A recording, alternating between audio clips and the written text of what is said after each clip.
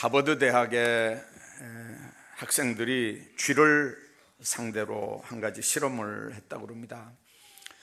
세 팀을 나누어서 여러 마리의 실험용 쥐를 분배받고 실험을 하는데, 그 실험 성과를 나중에 조사하게 했는데 쥐의 지능에 따라서 상중하로 구분을 해서 그룹마다 몇 마리씩 나눠줬습니다. 근데 지혜에 따라서, 지능에 따라서 상중하로 나누고 이렇게 나눠준다고 했지만, 실제로는 지혜 있는 쥐, 중간 쥐, 전응한 쥐, 그런 게 아니고 그냥 무조건 이렇게 나눠준 겁니다. 근데 문제는 그 학생들이 그 쥐를 받을 때, 너희들이 받는 쥐는 아주 지능이 높은 쥐다, 너희들이 받는 쥐는 중간쯤이다, 너희들이 받는 쥐는 전응한 쥐다, 이렇게 받아가지고 6주 동안 같은 조건으로 실험을 했습니다. 먹을 것도 똑같이 이렇게 그 부류마다 이렇게 줬고, 실험도 똑같이 하고, 이제 이렇게 해서 6주 후에 그 결과를 알아봤더니, 지능이 높은 쥐라고 한 그 부류는 진짜 그 쥐들이 아주 똑똑하고 지능 있게 움직여 나가고, 중간 그룹은 중간이고 열등한 쥐는 열등하더라는 거죠.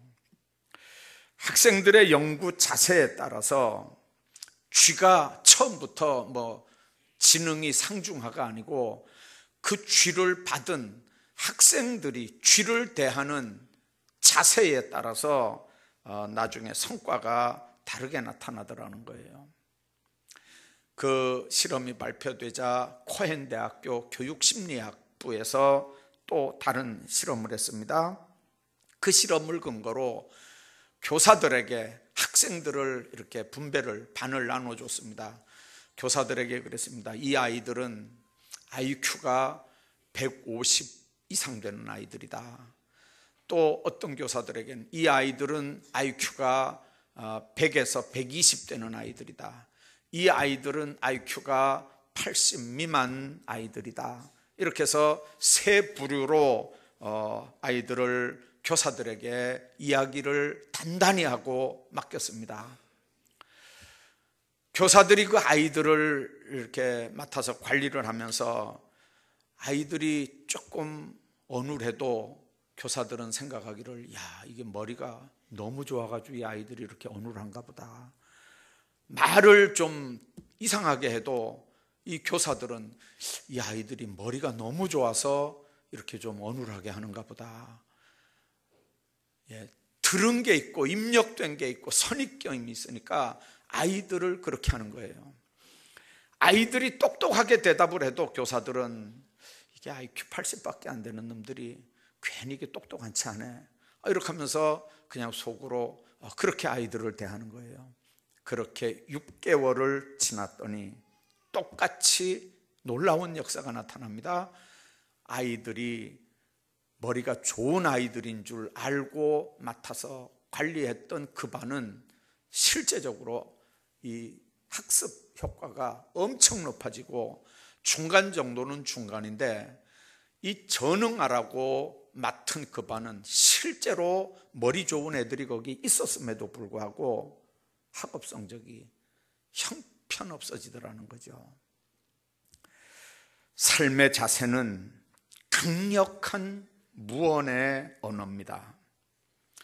어떤 선입견을 가지고 사람을 대하느냐, 어떤 기대와 자세를 가지고 사람을 대하느냐에 따라서 상대의 능력의 틀이 다르게 만들어지는 겁니다. 그래서 긍정적인 평가를 내려주는 사람 주위에는 항상 긍정적인 사람만 있고, 부정적인 세계관을 가진 사람 주변에는 항상 부정적이고, 그래서 늘 어두운 사람들만 또래로 모이게 됩니다. 이 비밀은 학습 효과만 있는 게 교육 현장에서만 있는 건 아닙니다. 이건 신앙의 원리도 마찬가지입니다. 똑같은 가나안 땅도 나의 믿음의 자세에 따라서 젖과 꿀이 흐르는 땅이 될 수도 있고, 어떤 사람에게는 아낙 자손들이 거민을 삼키는 무서운 땅이 될 수도 있습니다. 똑같은 베드로인데도 물 위를 걸을 수도 있고 물속에 빠져 들어갈 수도 있습니다. 아무리 어려운 일들도 믿음으로 극복하고 결국에는 인간 승리를 하는 사람이 있지만, 똑같은 어려운 일을 당하는데도 그 일 앞에서 극단적인 생각을 하고 행동을 해서 인생을 망치고 매스컴의 주인공이 되는 사람들도 있습니다. 오늘 말씀 속에서도 그러한 것을 경험하는 예수님과 제자들의 모습이 소개가 됩니다. 오늘 본문에 있는 말씀 보면 예수님과 제자들은 호수 저편, 즉 호수 동편으로 지금 이동을 합니다. 그러던 중에 광풍으로 인해서 배에 물이 가득하게 됩니다. 바람이 세게 불면 파도가 치고, 이제 파도가 치면 배 안에 이렇게 물이 들어오게 됩니다. 그러니까 너무 위태한 중에서도 잠을 주무시는 예수님과, 또 그걸 보면서 우리가 죽게 됐다고 주무시는 예수님을 깨우고 있는 제자들의 모습을 우리가 보게 됩니다. 제자들의 성화에 예수님께서는 일어나셔서 광풍을 잠잠하게 한 다음에 제자들을 향해서 너희 믿음이 어디 있느냐 그렇게 묻습니다. 그 물음은 그냥 단순한 물음이 아니고 책망조의 물음이거든요. 믿음이 있느냐 없느냐, 도대체가 믿음이 있는 사람들이냐 없는 사람들이냐는 책임 추구성의 질문입니다. 세파의 힘든 인생을 살면서 어렵게 신앙생활을 합니까? 너무 힘들어서 믿음 생활을 포기하고 싶은 적은 없습니까? 세상 물결이 우리 삶을 덮쳐서 죽겠다고 주님께 기도하면서 주님을 깨우는 그런 신앙생활은 하지 않습니까? 주님은 지금도 우리에게 너희 믿음이 어디 있느냐 그렇게 물으십니다. 우리 믿음이 어디 있습니까? 이 질문에 우리가 뭐라고 대답을 해야 할까요? 오늘은 본문을 중심으로 우리 믿음을 언제 할 수 있는지 한번 생각을 해보면서 은혜를 나누려고 합니다. 보통 사람들은 평탄할 때도 흔들리지 않고 감사하면서 믿음의 생활을 합니다. 그런데 대부분 보면 먹고 살만하면 기도했던 사람도 안 하고 신앙생활 열심히 했던 사람도 신앙생활 안 합니다. 쉽게 말하면 예수님이 필요 없어졌단 말입니다. 기도해야 될 이유가 없어졌단 말입니다. 그런데도 그래서 믿음이 없는 사람 같은데도 그런 사람들에게 정말 저 사람도 믿음이 있구나, 저 사람도 믿음의 사람이었네 하는 걸 우리가 발견할 때가 있습니다. 그게 언제입니까? 환난과 시험의 풍파가 닥칠 때 우리는 우리 속에 믿음이 있다는 걸 알게 됩니다. 여러분들, 지금 이 현장이 어디냐면 높은 산으로 둘러싸여서 이 지구상에서 담수호 중에 가장 낮은 곳에 위치한 갈릴리 호수입니다. 예상치 않은 광풍이 많이 일어나는 곳으로 알려져 있습니다. 제자들 태운 배가 갈릴리 바다 한가운데서 갑자기 만난 광풍 때문에 지금 침몰 위기를 맞는 겁니다.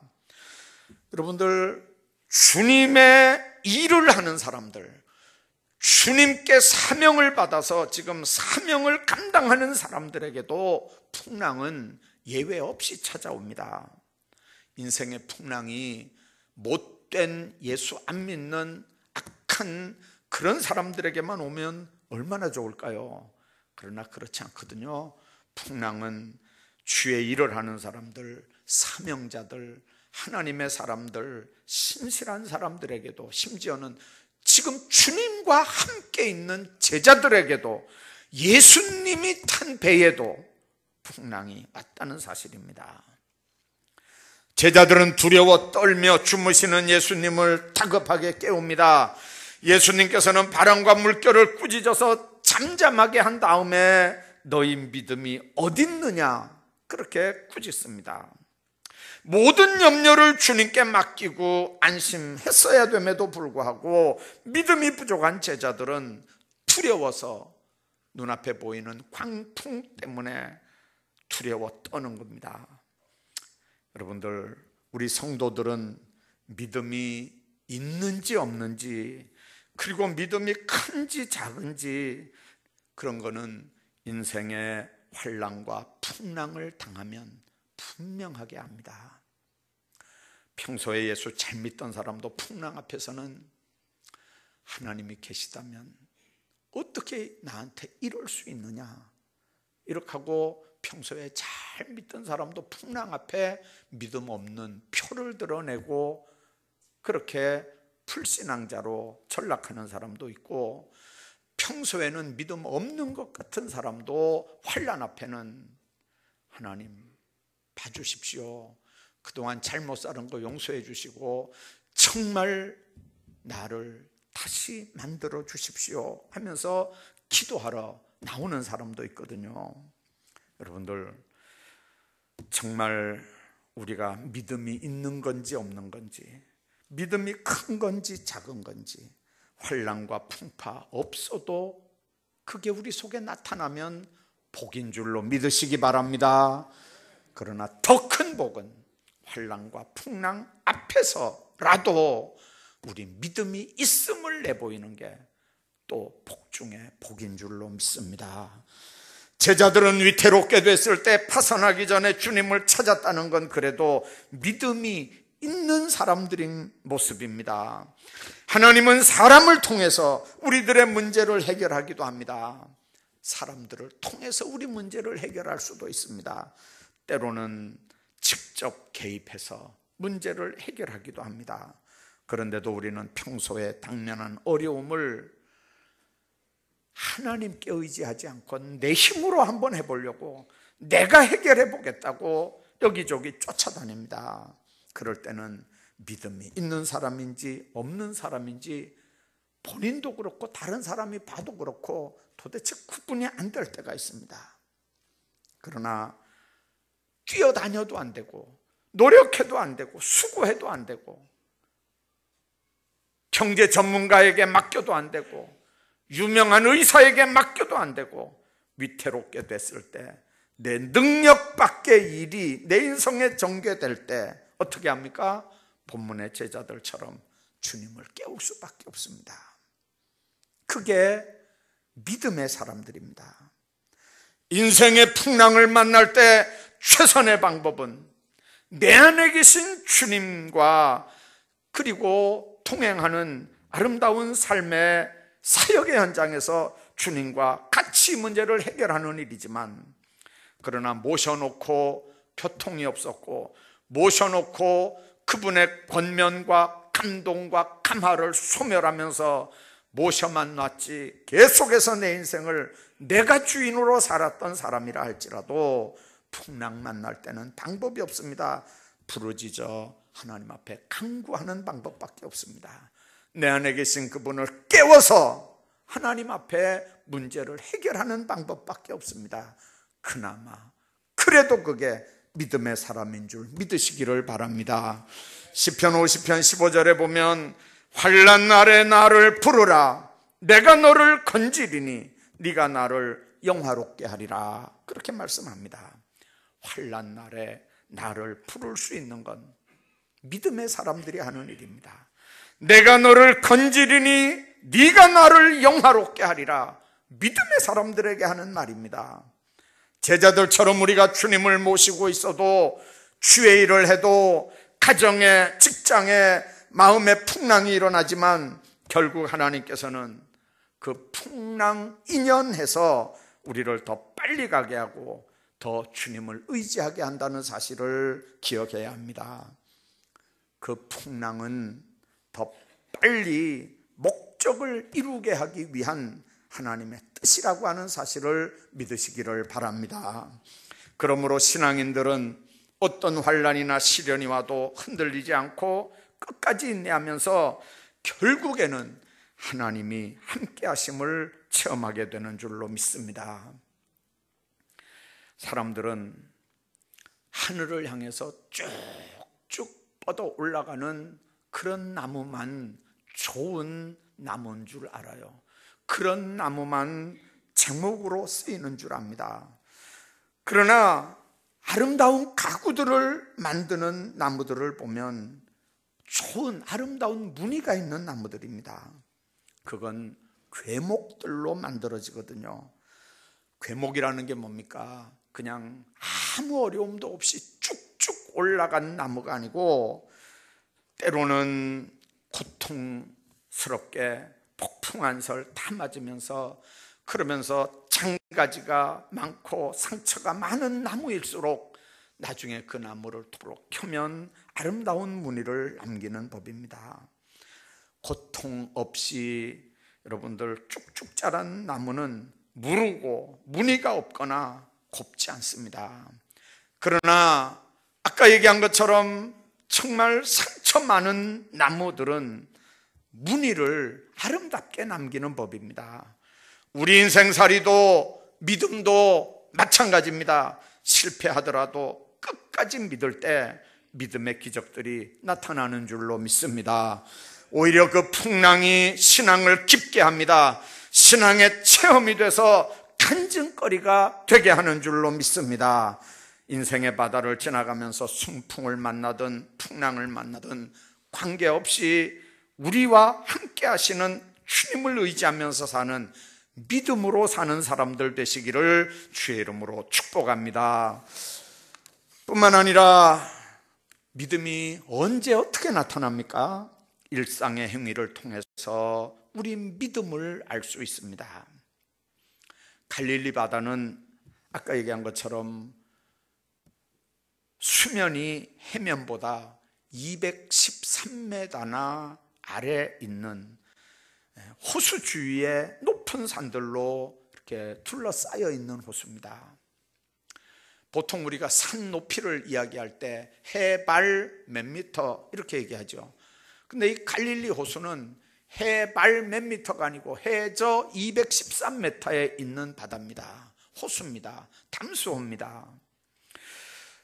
북쪽에서는 사시사철 눈높인 헬몬산이 있고 또 골란 산맥이 있습니다. 그래서 골란 산맥의 깊은 골짜기에서 내려오는 한류 한냉기류와 또 호수 남쪽에는 이렇게 요단 계곡으로부터 불어오는 이 사막의 뜨거운 바람이 이렇게 올라와서 이 갈릴리 호수에서 기류가 딱 마주치는 순간에는 쉽게 말하면 저기압과 고기압이 딱 마주치는 순간에는 돌풍이 불고 파도가 뒤집어지는 겁니다. 여러분들, 이 돌풍이 불면 방법 없이 나갔던 배들은 다 뒤집어지게 돼 있고 그리고 수많은 사람의 생명이 잃어버려지게 됩니다. 예고 없이 찾아오는 돌풍이거든요. 제자들이 지금 이런 돌풍을 만난 겁니다. 우리가 아는 대로 이 제자들 대부분이 다 그 갈릴리 호수 출신들입니다. 그들은 이런 풍랑을 만난 경험도 많고 보기도 많이 보면서 자라왔습니다. 그래서 이런 풍랑을 만날 때 어떻게 처신해야 되는지, 그 위험을 어떻게 해결하고 극복해야 되는지 이 사람들은 경험과 기술, 지식으로 너무 잘하는 사람들입니다. 그러니까 처음에 풍랑이 오고 어려운 문제가 생길 때 아마 자기들의 힘으로, 기술로, 지식으로, 경험으로 이 문제 한번 해결해 보려고 주무시는 예수님 안 깨우고도 얼마든지 문제 해결해 보려고 아마 몸부림을 쳤을 겁니다. 그런데 이번만은 방법이 없는 겁니다. 그러니까 방법 없이 자기들 모든 것들 다 내려놓고 주무시는 예수님을 깨우는 겁니다. 왜 그렇습니까? 배에 물이 가득 차면 배는 물에 들어가게 돼 있고 배가 물에 들어가면 배 안에 있는 사람이 살 방법이 없지 않습니까? 그래서 주님을 깨웁니다. 여러분들 그 부분을 한번 자세히 정독을 한번 해보십시오. 우리가 죽게 되었다 그러면서 예수님을 깨웁니다. 여러분들 바다에서는 내놓으라 하던 사람들입니다. 그러나 이제 자기들의 능력, 성실의 한계가 무엇인가를 이제는 다 뼈저리게 느낍니다. 그리고 예수님을 깨웠고, 예수님은 바람과 파도를 잔잔하게 한 다음에 내 믿음이 어디 있느냐 그랬습니다. 뭔 말입니까? 경험하고 믿음이 다르다는 얘기지 않습니까? 지식하고 믿음이 다르다는 얘기지 않습니까? 수고한 거하고 믿음이 다르다는 얘기지 않습니까? 지식도 경험도 수고도 안 해본 거 아니잖아요. 그렇게 했음에도 주님이 내 믿음이 어디 있느냐고 하니까, 여러분들, 경험하고 믿음, 지식하고 믿음, 수고하고 믿음이 지금 다르다는 걸 예수님이 말씀하는 거예요. 내 믿음이 어디 있느냐? 믿음 없는 사람들아, 그 말이지 않습니까? 과연 그게 무슨 뜻일까요? 배가 파손하지 않도록 왜 막지 못했느냐? 그 말일까요? 아니면 왜 바다를 잠잠하게 하지 못했느냐? 그 말일까요? 문제는 제자들이 바람을 먹게 한다든지 바다를 잔잔하게 한다든지는 아예 제자들 수준으로는 생각도 지금 못했던 일입니다. 그저 배가 물속에 들어가고 깨지는 일만 면하고 그저 목숨이나 구해보자는 게 그들이 생각했던 전체입니다. 그러나 주님의 방법은 제자들의 생각과는 전혀 다릅니다. 주님은 그 순간에 바람을 먹게 합니다. 파도를 잠재우는 겁니다. 주님은 근본적인 문제, 상황을 완전히 변화시키는 겁니다. 주님이 제자들에게 요구하는 건 바로 이겁니다. 근본적인 문제, 상황을 변화시키는 도전입니다. 적극적인 믿음입니다. 여러분들 그런 경험이 있는지 모르겠습니다. 제가 총각 때 그런 경험이 있었습니다. 배가 너무 아팠어요. 지금 생각하면 틀림없이 그거는 뭐 소화불량이거나 뭐 급체를 했거나 뭐 그런 건데, 동네 약국에 가서, 옛날에는 동네 약국들 있잖아요. 약국에 갔는데 그 약사가 없고 옛날에는 다 약 이렇게 판매하는 사람이 있을 때입니다. 제가 가서 그랬어요. 배가 아픈데 배 안 아프게 하는 약을 주세요 그랬어요. 그랬더니 그분이 동네 약 파는 그분이 뭔 얘기를 하냐면, 많이 아팠겠구나, 안 아프게 해줄게 이러면서 약을 줬어요. 근데 그 약을 먹으니까요 진짜 안 아프더라고요, 배가요. 그런데 그 다음날 제가 죽다 살아났습니다. 뭐냐면, 진통제는 통증만 멈추게 하는 거지 위가 고장난 거를 고치는 약은 아니잖아요. 진통제는 아프지 않게만 하는 거지 위가 고장난 걸 고치는 약은 아니잖아요. 우리가 신앙생활을 할 때 여러분들 조심해야 되는 게 있습니다. 근본적인 고장은 안 고치고 근본적인 문제는 안 고치고 진통제 하나로 땜빵하는 것 같은 처방을 하는 거는요, 이거는 사이비 신앙입니다. 여러분들, 삶의 문제가 있고 삶의 풍랑이 있고 인생에 어려운 문제가 있고 가정에 어려운 문제가 있으면 진통제 하나로 해결하려고 하는 이 못된 습성을 여러분들 아예 고치시기를 주의 이름으로 축복합니다. 이건 진통제로 해결되는 문제가 아닙니다. 저보다 더한 사람이 있었어요. 대학 총장입니다. 어느 대학이라고는 얘기 안 할게요. 대구 경북에 있는 총장이에요. 미국에 세미나를 갔습니다. 너무 아팠어요, 배가. 그래서 이분도 미국은 여러분들 뭐 의료시설이 잘 돼 있고 금방금방 뭐 이렇게 잘 돼 있을 것 같잖아요. 동네 병원도 많을 것 같잖아요. 안 그렇거든요. 이분이 가지고 간 소염진통제를 대학 총장이에요. 먹었어요.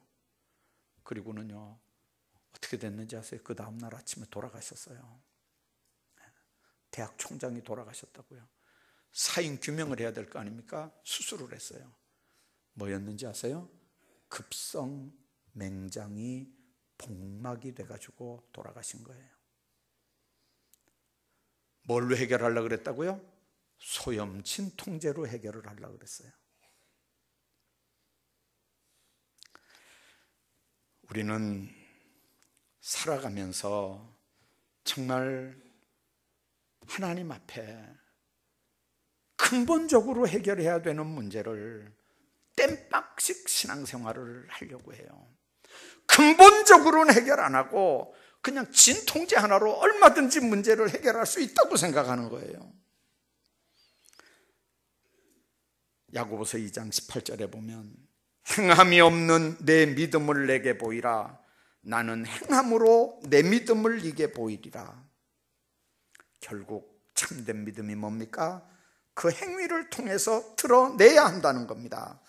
믿음이 있다고 말하면서 그대로 행하지 않는다면 그것은 거짓 믿음, 죽은 믿음이라는 의미입니다. 확실한 믿음이 있다면 그 믿음대로 행하는 실천적인 믿음의 열매가 맺혀져야 된다는 얘기입니다. 그런 행함 있는 믿음이 있기를 주의 이름으로 축복합니다. 뿐만 아니라 우리 믿음이 언제 어디서 나타납니까? 어떻게? 조금만 더 능력의 주님을 신뢰했더라면 주님이 배에 함께 한다고 하는 사실만으로도 얼마든지 평안을 소유할 수 있었어야 합니다. 여러분들, 내 안에 주님이 계시잖아요. 내가 주님 모신 성전이잖아요. 물론 주님은 왜 우리 삶에 풍랑이 있는지, 이겨내기 힘든 고통이 있는지, 또 눈물이 있는지 기도해도 시원하게 음성으로 이렇게 들려주지 않을 때 많거든요. 그러나 주님은 반드시 깨어나서 우리를 도우실 걸 믿고 변함없이 끈기 있게 주님을 신뢰하는 사람들에게는 하나님께서 하나님의 방법으로 반드시 역사하신다고 하는 걸 우리가 믿으며 세상을 살아야 합니다. 무슨 일이 있어도 그럴수록 인간적인 방법이 아니라 주님을 붙잡고 포기하지 않고 풍랑을 먹게 하시든지 아니면 풍랑 속에서도 하나님을 찬송할 수 있는 능력을 주시든지 그 하나님의 능력을 믿고 하나님 앞에서 신앙생활한 하나님의 사람들 되기를 주의 이름으로 축복합니다. 미국의 어느 철도회사에서 실제로 있었던 일입니다.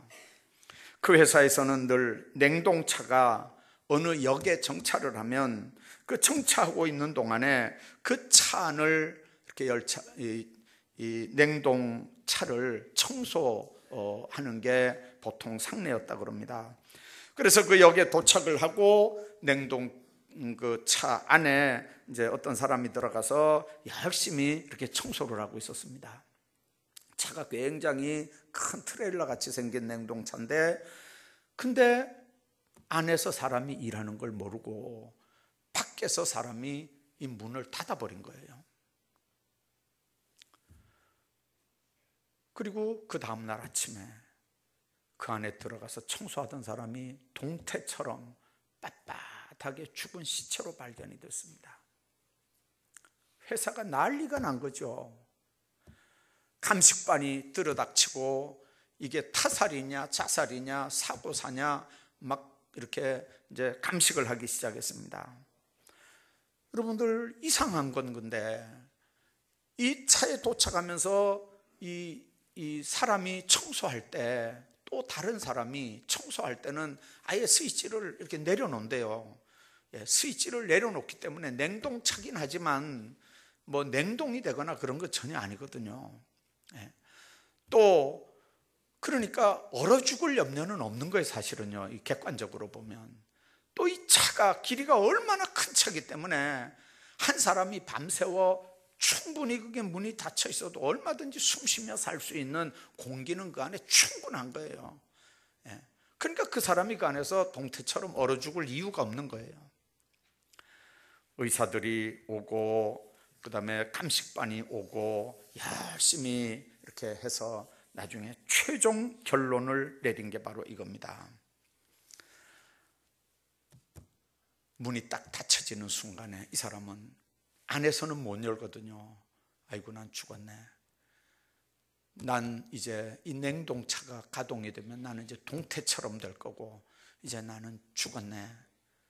이렇게 생각하고 문을 밖에서 아무리 밀어도 안 되니까 그냥 주저앉아 낙심을 하는 거예요. 고함을 질러도 안 되고 문을 두드려도 안 되고, 그러니까 그 안에서 이제 생각하기를, 아이고, 나는 이제 죽었네. 난 얼어 죽었네.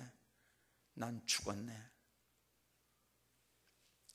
여러분들, 그 청소부가 나는 죽었다고 하는 자신의 생각 때문에 죽었다는 게 최종 결론이었다는 거예요.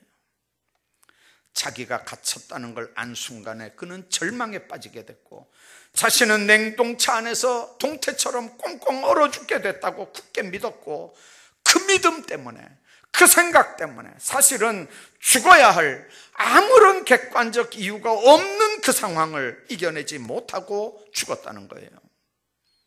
여러분들, 현재 영적인 풍랑과 싸우고 있다면 주님의 얼굴을 보고 주님을 신뢰함으로 이겨내시기를 바랍니다. 낙심하고 절망하는 일은 마귀가 불신앙의 사람들에게 쓰는 죽음의 카드입니다. 그래도 여전히 풍랑은 멎지 않고 여러분들을 괴롭힙니까? 그렇다면 기도하면서 이길 힘을 구하십시오. 그러면 하나님은 풍랑 속에서도 기뻐할 수 있는, 풍랑을 이길 수 있는 믿음의 능력을 주시는 하나님인 걸 믿으시기 바랍니다. 하나님은 우리의 믿음을 시험하기 위해서 우리에게 시련의 풍랑을 줄 때가 있습니다. 그러나 그 풍랑을 두려워할 이유가 없습니다. 풍랑이 일어나면 더 빨리 갈 수 있는 기회가 오는 겁니다. 배가 잔잔할 때는 평안하게 가긴 하지만 빨리 가지는 못합니다. 그러나 풍랑이 일어날 때는 힘들긴 하지만 돛을 제대로 달기만 하면 바람에 밀려서 더 빨리 가는 겁니다. 믿음의 사람은 왜 나에게 풍랑을 주십니까가 아니고 이 풍랑 인연하여서 더 빨리 갑니다 찬양하면서 그렇게 세상을 살아가는 겁니다. 올바른 믿음을 가지고 제대로 된 믿음의 삶을 사는 여러분들 다 되시기를 주의 이름으로 축복합니다. 여러분들, 우리 믿음이 어디 있습니까? 하나님이 살아계심을 참으로 믿는다면 어둠 속에서도 끈기 있고 변함없는 신앙생활을 통해서 우리가 가지고 있는 그 믿음을 확증해 보시기를 바랍니다.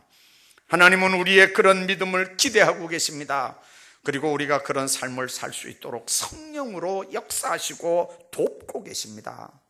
풍랑도 잔잔하게 하시는 예수님은 인생의 풍랑을 잔잔하게 하시는 하나님입니다. 가정에서 일어나는 풍랑, 사업의 풍랑, 마음의 풍랑 잔잔하게 하십니다. 예수님께서 잠잠하라 하면 잠잠해지는 역사가 있는 줄로 믿습니다. 문제는 우리 마음에 그런 믿음이 있는가 하는 겁니다. 우리들이 주님을 깨우고 찾는가 하는 겁니다. 기도 생활을 하는가 하는 겁니다. 풍랑이 일어날 때 믿음으로 대응하면 풍랑이 멈추고 기도로 소리치면 잠잠해지는 그 믿음이 우리에게 있는가 하는 겁니다. 결국은 풍랑이 문제입니까? 파도가 문제입니까? 뭐가 문제입니까? 믿음과 기도와 믿음이 문제입니다. 이번 주 수요일부터 시작되는 사순절 여러분들의 삶의 현장에서 믿음의 사람들로 풍파와 힘찬 항해를 계속해 나갈 때 하나님의 영광을 드러내는 하나님의 사람들로 사시기를 주의 이름으로 축복합니다.